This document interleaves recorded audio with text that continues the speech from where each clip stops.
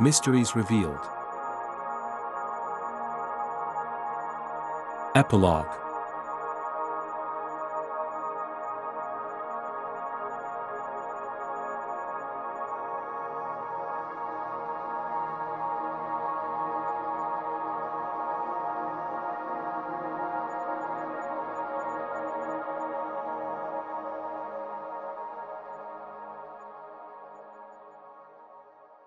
It had been a long day that lasted very late into the night, and after Nestor and Selene complete their ritual, they sleep until afternoon. Eventually, they wake up. Looking at each other, Selene is the first to speak. Last night was the most personally fulfilling experience I've ever had. We must talk about it and discuss what happened. We had a remarkable experience, separately and together. I hope we can find the words to describe it all. And you? How are you feeling? Did you sleep well? Yes, I slept soundly, and feel rested and refreshed. And I'm also very happy. This was a life-changing event and I'd like to talk about it too. But first, I'd like to fully wake up and recover from the aftereffects of the potion. I suggest we go to our lodgings, eat, refresh ourselves, and meet back here as soon as possible. After going back to the sanctuary for a short time, they return to the retreat. When they walk into the retreat room and see the familiar sight of the table, lamp, and cushions, all the memories of the previous night come back to them. As they remember these thoughts and feelings, they look at each other and smile. They have become enlightened individuals with a profound understanding of a deeper reality, and recognize that they equally share this knowledge. Selene, I'm deeply grateful you invited me to participate in this ritual with you. I now have knowledge that could only come from the gifts you gave me, and the experience we shared has fundamentally changed me in a positive way. It's the most valuable experience I've had in my lifetime. I believe we now share a strong connection and a deep understanding of ourselves and each other. I'm happy and thankful knowing you want to explore the deepest mysteries, and are interested in doing it together with me. I feel the same. I had not thought the ritual would unfold as it did, but it did in the best possible way. I appreciate you, and believe we are harmonious souls in a deep and beautiful way. The paths we've traveled during our lives have made us into two unique individuals that complement each other, and we have keys that we can offer to each other that open important doors. I'd like to hear what your thoughts are on what happened last night, and what you believe is most significant. I was hoping to gain important insights from the ritual, but I did not expect it to be so overwhelming and powerful. Unlike you, I am not familiar with potions, and this one had a much greater effect than the Kukion. I followed your advice and opened myself to receive any benefits it offered. I was prepared to cross between worlds and trusted Hecate and Asclepios to assist me. The potion seemed to open and enhance my consciousness, and it increased awareness of both my inner world and the world beyond myself. My true self was experiencing an expanding consciousness, objectively perceiving thoughts as they occurred. At the same time, I was also having an intense subjective experience.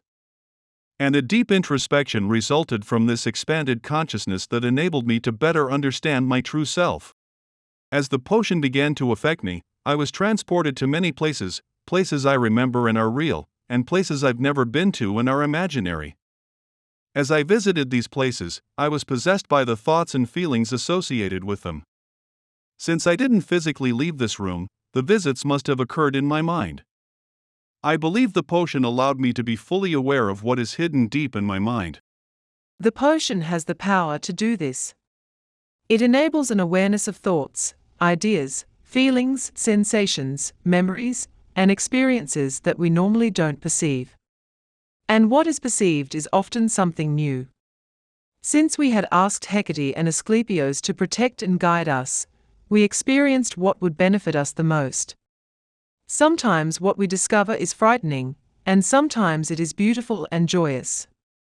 But it's always something that's enlightening if we know how to interpret what we encounter. We were fortunate that last night the potion unlocked many highly significant secrets hidden deep within us. I believe there's an additional benefit. The rational mind and the intuitive mind work together to produce greater insights. Many doors are opened, revealing new things that are seen together.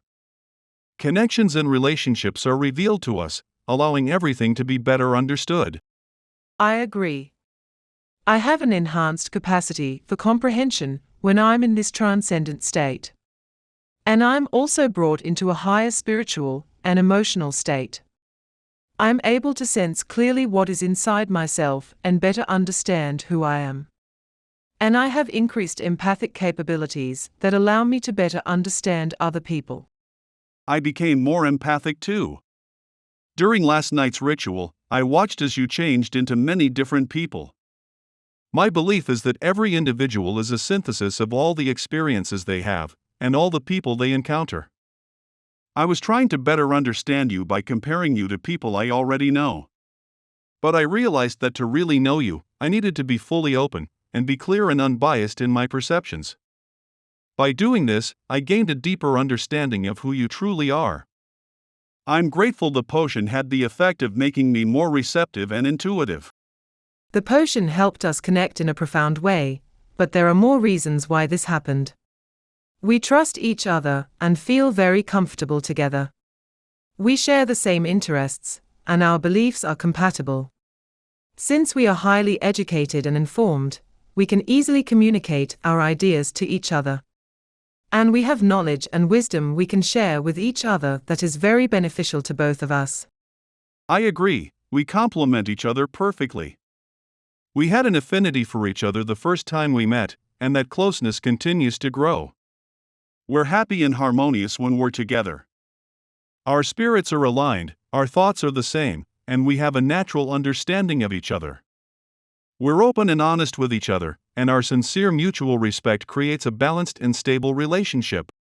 Yes, Nestor, I feel this is true. The deep and profound connection we experienced last night is rare and unique, and could only have happened if we were a perfect match. I had a sense that something magical could happen if we did the ritual together, and is part of why I invited you to participate.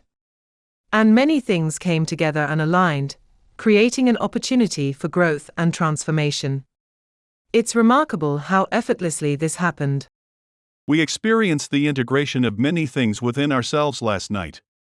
But what is most remarkable is when we integrated together as a unified shared consciousness. I had not foreseen this happening, yet it was perfectly natural when it did. I'm still trying to comprehend everything that made this possible and allowed it to happen.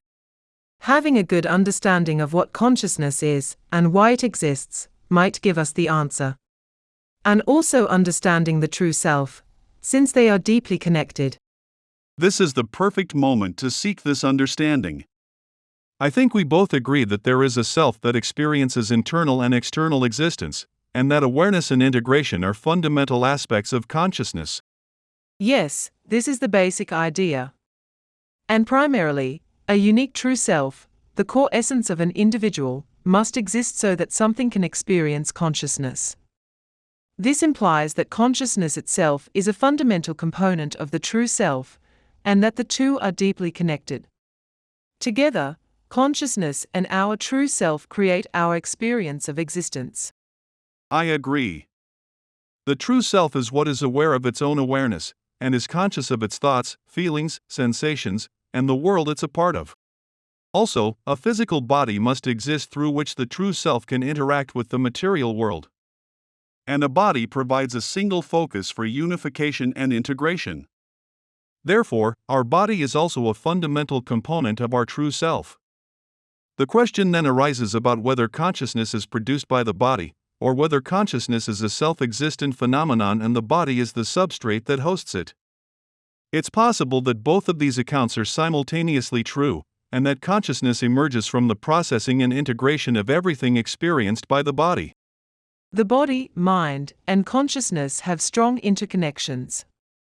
The mind and body directly influence each other, and have a direct connection to the material world.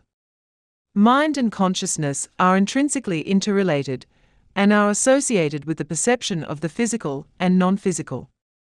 From my experiences as a priestess, I believe that consciousness can experience as much or more than what is experienced by the body. All of these are involved in what is the true self. My experiences at Eleusis and Epidaurus have reinforced my understanding of the true self. It's the innermost essence of each individual that's genuine and enduring. Each individual's body is home to this innate essence, initially formed from what's inherited from its ancestors and its environment. This essence is not static, but is an evolving identity shaped by experiences, social interactions, gained knowledge, and personal choices. This essence evolves into the true self and continues to develop. My personal experiences have often had a significant spiritual dimension. I believe my true self is a combination of mind, body, spirit, and soul, coming together, integrating, and unifying into a single identity. My experiences can have a spiritual dimension too. This dimension is large and universal, and directly connects me to what is beyond my individual self. It transcends my normal reality and allows for more possibilities and greater flexibility in what I experience. These spiritual experiences can sometimes bring diverse ideas and concepts together and reveal a deeper meaning. And this can lead to the evolution of my true self. The spirit within me also acts as an energizing principle and a life force. It's an animating essence that powers my activities and sustains my consciousness. Spirit and soul are deeply interconnected, and spirit directly influences my soul's development and state of being. My belief is that the soul is what establishes the personal identity and nature of an individual. Many things come together to create the soul, which include thoughts, feelings, beliefs, character, personality, temperament, habits, and everything else a person is known by. All this as a whole form a major component of their true self and consciousness. How this and all the other components come together is what creates the true self. Integration and unification are necessary for consciousness and the true self to exist. Both are continuous processes that combines complex personal experiences into a coherent, comprehensible whole. This integration does not reduce complexity, instead, it brings diverse elements together in a harmonious manner, creating greater inclusiveness. And the more successful this process of integration is, the more consciousness will increase and expand. This process is most effective when it functions to produce wholeness, completeness, and oneness. Its interactions are characterized by receptivity, inclusion, and acceptance, and there's mutual collaboration and cooperation. Ideally, the resulting integration is harmonious and stable. The essence of this process is what promotes higher consciousness, although it's mysterious and complex. We seem to share these harmonious qualities in our personal relationship. That would explain why our mutuality drew us together into a unified consciousness. A natural attraction drew us together, and our lives easily converged since we share similar interests and goals. Forces and powers are at work creating this mutual attraction and allowing everything to coalesce so well. They are what creates both an expanding consciousness and a unified interpersonal relationship. Our interpersonal dynamic seems to perfectly support the process of integration and consolidation. We're aligned and attuned in our thoughts and feelings. We try to find agreement and reach an accord when we talk, and we seek to know what is real and is true. Our personal beliefs and experiences come together as a synthesis of the rational and the spiritual, which is greater than what we would know as individuals. We're fortunate that together we've achieved harmony, wholeness, and unity. The synergy and resonance between our true selves is remarkable. I believe that continuing our relationship will be mutually beneficial. The alignment of our beliefs and interests will produce greater creativity and meaningful insights. And a balanced and stable relationship will help actualize what's most important to us. I'm happy that a bond is forming between us, and I'm optimistic that it will grow. We're compatible and complementary, which promotes greater connectivity. We express the values of kindness, goodwill, compassion, empathy, and adaptability, and this strengthens the bond between us. Through encouragement and support, we're cultivating a resilient bond that will enrich our lives and enable us to grow. This is the basis of a healthy relationship that will benefit us in many ways, both as individuals and together. I can also see how the world would be at its best if the same principles and dynamics were universal.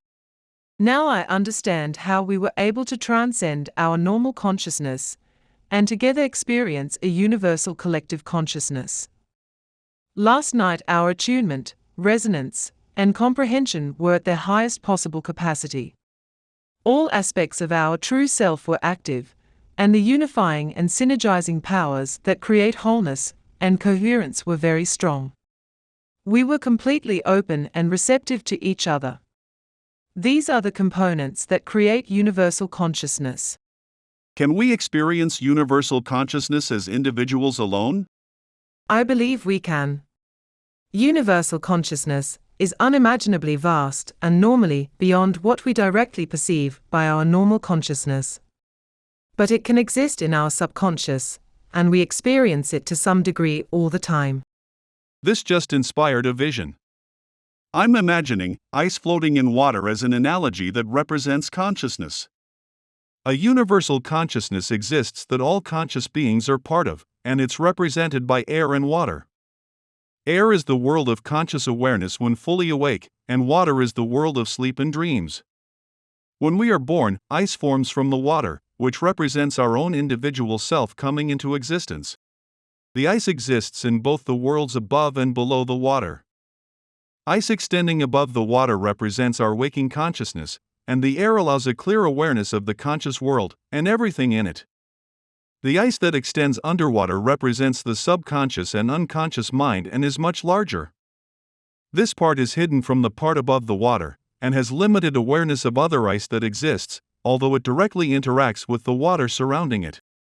This single continuous piece of ice is analogous to our body, which acts as a vessel for our true self. The center of the true self is the focal point where the greatest unification is occurring, although this concentration normally only occurs in one area at a time.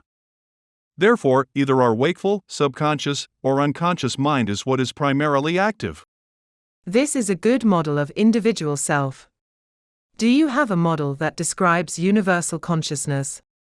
Universal consciousness is best understood by experiencing it, but I will try to describe what it is.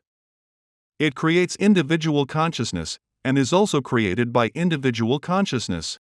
It's an enhanced and expanded conscious state that extends beyond our individual self, and exists as the collective combination of everything that is conscious. Exactly how the interactivity works is unclear, but I imagine a network connecting all conscious beings, each contributing to the creation and functioning of universal consciousness. Every part of the network has an awareness of the entire network. And each conscious being sees itself reflected in the existence of all the other conscious beings. The medium that makes this connectivity possible is mysterious, but what's apparent is the attunement that each conscious being has for the other beings that it's most aligned with. There are distinct resonances within this network that each being is a part of. And for both of us, we are strongly connected and the resonance is profound. I feel the harmonious and natural interconnection we share is the key that allows us to attain an all-inclusive consciousness and an awareness of a higher self. We reached a level of awareness and comprehension that transcends our individual consciousness and allowed us to share a unified consciousness. I believe the strong sense of oneness we shared is what made it possible. That is what I was thinking too. We existed as a unity of souls for an eternal moment. And in this moment, we experienced a pure consciousness greater than our individual consciousness. Together we experienced a universal consciousness that connects all conscious beings. I will add that my role as a priestess has also made me aware of collective universal consciousness. What we experienced together was deeply interpersonal. I also have a singular relationship with universal consciousness. It is something I'm immersed in, and it permeates all parts of myself. I am part of it and it is part of me. It has unending variety and detail, and extends forever. It is dynamic and evolving, while having elements that are constant and enduring. It is the greater reality that exists, both within my true self and beyond my true self. This reminds me of the true meaning of know thyself. Universal consciousness directly conveys what is real and true since it's fundamentally grounded in reality. Our consciousness integrates our experiences together into what we perceive as real. When we interpret and analyze these experiences using the knowledge and wisdom we've gained, we develop a better understanding of reality. The accuracy of our understanding of reality determines our understanding of the truth. And knowing the truth allows us to know our true self. And together we're better able to know our true selves. I am excited to see what we will discover in the future. I would like to have a close relationship with you, and I'm open to any type of relationship that you would want. I want a close relationship with you too, but my position as a priestess and devotee of Hecate creates complications. Priestesses at Eleusis must remain virgins unless married to an existing priest. And the Temple of Hecate has all female members. There is also my desire to become a healer and to master pharmacology. This requires me to stay at a healing center like this sanctuary of Asclepios. Perhaps we can find a way to remain closely connected. I'm currently free to travel to where you are living, although I need to support myself while I'm there. Like you, I desire to learn new things and be deeply involved in the pursuits that interest me. This could require extensive travel away from where you are.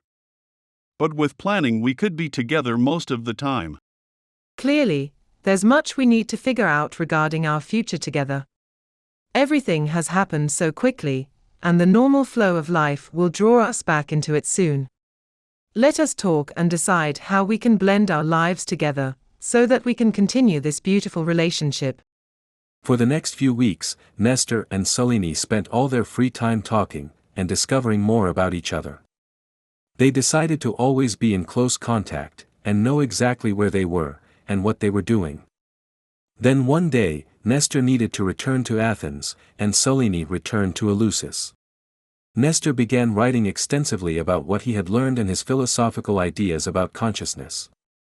He traveled to centers of learning and the most important temples in the Greco-Roman Empire. He became a scholar that transmitted important documents between schools and gave lectures on what was in them. Selene remained a priestess at Eleusis and continued studying herbs and medicines. She eventually became one of the most respected and sought-after pharmacologists in Greece. She also became a high priestess and was renowned for the rituals she conducted.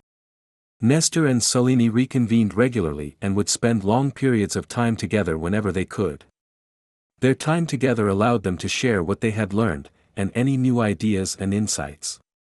This had great benefits both personally and for their careers.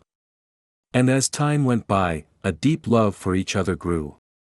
Many years passed, and as they grew old, it was no longer necessary that they remained unmarried. They married and spent their last days happily living together, having fulfilled all their desires and understanding the deepest secrets that humanity seeks to know.